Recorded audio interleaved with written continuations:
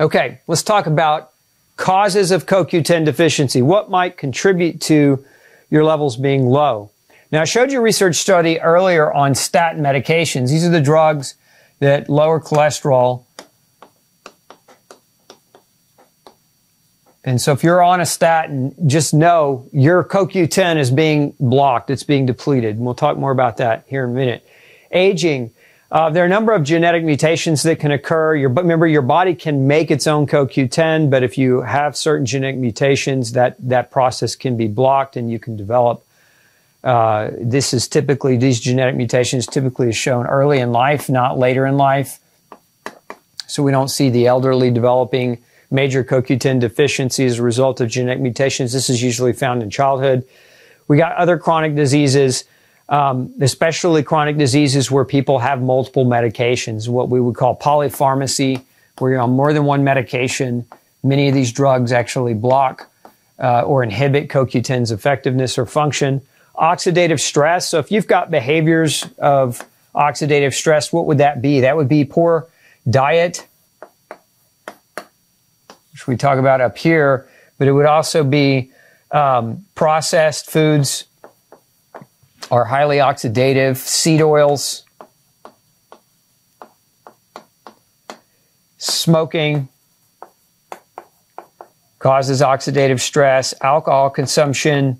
So all these lifestyle variable factors that increase oxidative stress, air pollution, quality of your air, quality of your water, those types of things can all contribute to deterioration of your body's capacity to make CoQ10, but also increase the demand for CoQ10, and therefore your body uses more of it up in the process of trying to protect you.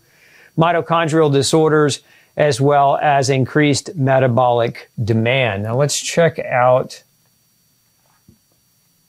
this is the CoQ10 pathway, and if we could blow this one up so that you can see it a little bit better, what we're looking at is the metabolic pathway by which your body is capable of producing CoQ10. And a lot of this looks like Greek if you didn't take biochemistry in college. And so I'm not going to focus too much on that, but I'm going to call a couple of sections here out. So there's a molecule that we make called acetyl-CoA. Acetyl-CoA is a byproduct of breaking down our food into energy. And we make this substance called acetyl-CoA, which serves as one of the essential building blocks to the pathway of making CoQ10. So you follow these arrows all the way down and you come down here, this is CoQ10. And so we've got to start with base ingredients. And one of them is acetyl-CoA. Another base ingredient I'm going to circle over here is tyrosine. Now let's just draw a few things out. We can't make acetyl-CoA without vitamin B1 and magnesium. The acetyl aspect requires B1 and magnesium. This CoA aspect requires vitamin B5. And so if you have B1, B5, or magnesium deficiency, it's going to be harder for your body to produce acetyl-CoA, which is a raw ingredient that goes into producing CoQ10. So these deficiencies can contribute to lowering of your body's ability to make CoQ10. Tyrosine, the same thing. Tyrosine is an amino acid, and it comes from protein. You get most tyrosine in your diet from animal protein specifically. You know, we have this big war on animal protein right now. In the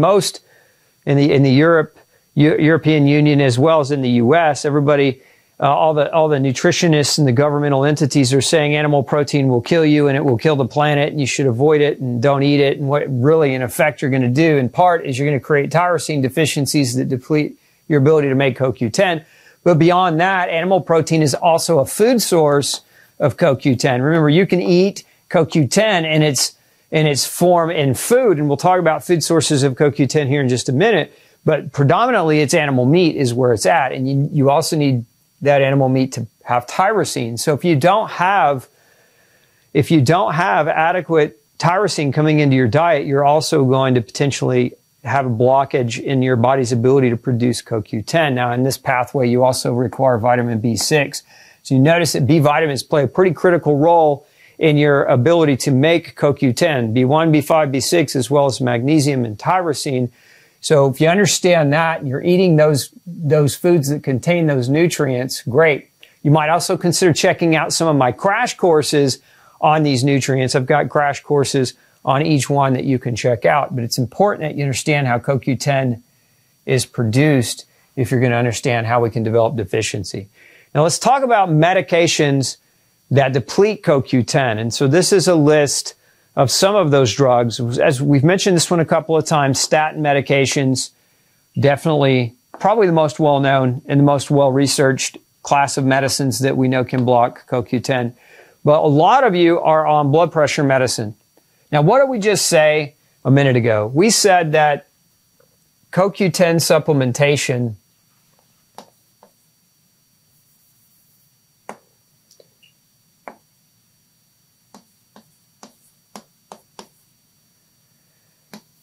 has the ability to reduce blood pressure.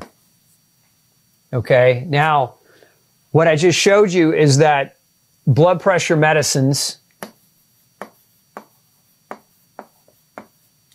reduce CoQ10. And you see the connection here. If you're taking medicine to lower your blood pressure that reduces a nutrient that can also lower your blood pressure, you're fighting yourself. So many people are not just on blood pressure meds, they're also on cholesterol meds. And you know, the trifecta of cardiometabolic syndrome or metabolic syndrome is those people are generally on blood pressure meds, they're on cholesterol meds, and then they're on blood sugar medication. And so all three classes of these types of medications can reduce diabetic medications, blood pressure medications, cholesterol medications, can reduce or deplete CoQ10. So bad move, because at the end of the day, if you're depending on these drugs to fix you and you're causing this deficiency, that deficiency is going to lead to worse blood sugar. It's going to lead to higher blood pressure.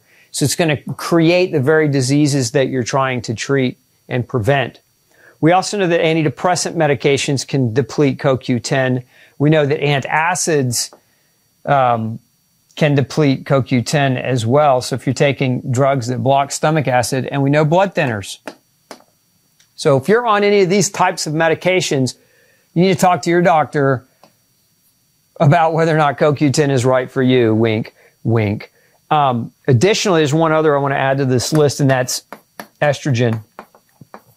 If you're taking, in this ladies, if you're on birth control, so birth control pills, and that's, you know, most of the time we see women on birth control pills is because they're younger and either they've got abnormal cycles or they're younger and they're just, you know, trying to not get pregnant. But then we also see women taking the bioidentical, the bioestrogens for things like menopause problems.